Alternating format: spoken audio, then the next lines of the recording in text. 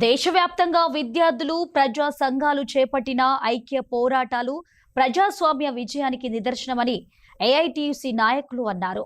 విద్యార్థుల ఉద్యమాల ఫలితంగానే కేంద్ర విద్యాశాఖ మంత్రి ధర్మేంద్ర ప్రధాన్ రాజీనామా చేయాల్సిన పరిస్థితి ఏర్పడిందన్నారు.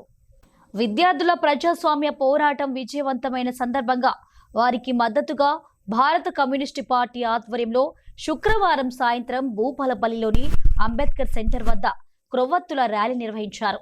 విద్యార్థి, కార్మిక, వామపక్ష సంఘాలు, ప్రజా సంఘాలు, వివిధ రాజకీయ పార్టీల ప్రతినిధులు ఈ ర్యాలీలో పాల్గొని సంఘీభావం తెలిపారు. ఏఐటీయూసీ ప్రధాన కార్యదర్శి Kormi Raj Kumar, assistant branch secretary Gangasaram Srinivas, MD Asif Pasha, Matangi Ramachandra, Chandramouli తదితరులు పాల్గొన్నారు. విద్యార్థుల పోరాటంతో ప్రజాస్వామ్యం గెలిచిందన్నారు. విద్యార్థులపై పెట్టిన కేసులను వెంటనే రద్దు చేయాలని డిమాండ్ చేశారు. ఎన్టీఏను రద్దు చేయాలని డిమాండ్ చేశారు. ఈ కార్యక్రమంలో ఏఐటీయూసీ జిల్లా కార్యదర్శి కాతరాజు సతీష్, సిపిఐ జిల్లా నాయకులు, కార్యకర్తలు పాల్గొన్నారు. భారతదేశంలో ఈ రోజు అన్ని వర్గాల ప్రజలు, విద్యార్థులు ముఖ్యంగా సంతోషపడ్డ అంశం. ఎందుకంటే గత 12 సంవత్సరాలుగా ఒక నిరంకుశ విధానాన్ని కార్మిక వర్గం, అదేవిధంగా విద్యార్థి వర్గం టోటల్ భారతదేశంలో భరిస్తూ ఈరోజు చివరికి నీట్ పరీక్షలు ఎట్లయితే పేపర్ లీక్ అయిందో ఆ సందర్భంగా 20 మంది విద్యార్థులు మరణించిన సందర్భంలో కాక్రోచ్ జనతా పార్టీ ఆధ్వర్యంలో భారతదేశ వ్యాప్తంగా ఢిల్లీలో జంతర్ మంతర్ దగ్గర నిరాహార దీక్షలు జరిగినాయి. నిజంగా చెప్పాలంటే ఈరోజు ఈ పోరాటం చాలా స్ఫూర్తిదాయకం. ప్రజాస్వామ్యంలో ఎప్పుడైనా ప్రజాస్వామ్యం పరిడిల్లుతుంది ఒక ఉదాహరణ. ఈరోజు బీజేపీకి అసలు వాస్తవం చెప్పాలంటే రైతుల ఉద్యమాన్ని అణిచివేశారు, కార్మిక వర్గ ఉద్యమాన్ని అణిచివేశారు, పార్లమెంట్లో మహిళలకు సంబంధించిన బిడ్లను అణిచివేశారు, చివరికి విద్యార్థుల జీవితాలతోని చెలగాటమాడే దశకు వచ్చేసారు.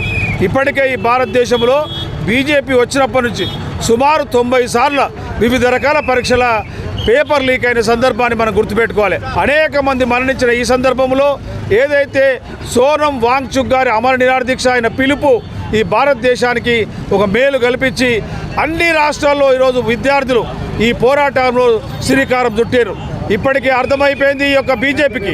పార్లమెంటులో మొన్నటి నుంచి జరిగిన పార్లమెంటు స్తంభింపజేసి ప్రతిపక్షాలు కూడా విద్యార్థులకు, నీట్కు న్యాయం జరగాలి, వాళ్లకు వెంటనే ధర్మేంద్ర ప్రధాన్ ఎవరైతే విద్యాశాఖ మంత్రి ఉండో రాజీనామా చేయాలి, అదేవిధంగా ఎవరైతే విద్యార్థుల మీద పెట్టిన కేసులన్నింటినీ వాపసు తీసుకోవాలి, ఏదైతే ప్రభుత్వం పెట్టబోయే ఎన్ఎస్ఏ చట్టాన్ని విత్డ్రా చేసుకోవాలనే ఒక ప్రధానమైన డిమాండ్ల మీద విద్యార్థి లోకం గత 30 రోజులుగా ఢిల్లీలోని జంతర్ మంతర్ దగ్గర చూసినాం. నేను బహుశా నాకున్న ఈ యొక్క వయసులో సర్వీసులో నేను ఇంత పెద్ద పోరాటాన్ని నేను చూడలేదు. ఈ పోరాటం వాస్తవంగా ఈరోజు చాలా స్ఫూర్తిదాయకం. విద్యార్థి లోకం చేసిన పోరాటం మరవరాంది. అందుకనే బీజేపీ ఊహించింది ఇది వెంటనే ఈ డిమాండ్లకు మనం తలొక్కపోతే ప్రధానమంత్రి రాజీనామా చేయాల్సిన పరిస్థితి వస్తుందని ఊహించి ఈరోజు విద్యాశాఖ మంత్రికి రాజీనామాతో సరిపెట్టుకుంది.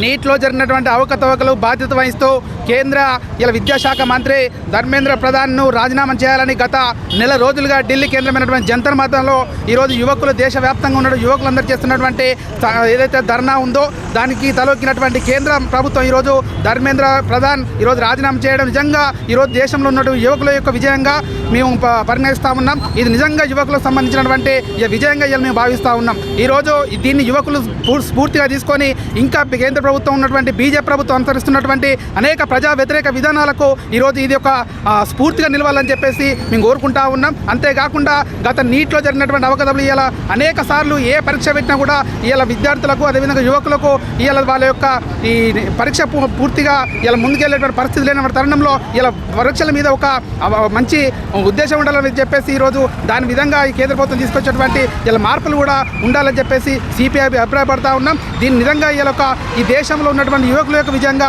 మేము భావిస్తూ ఉన్నాం.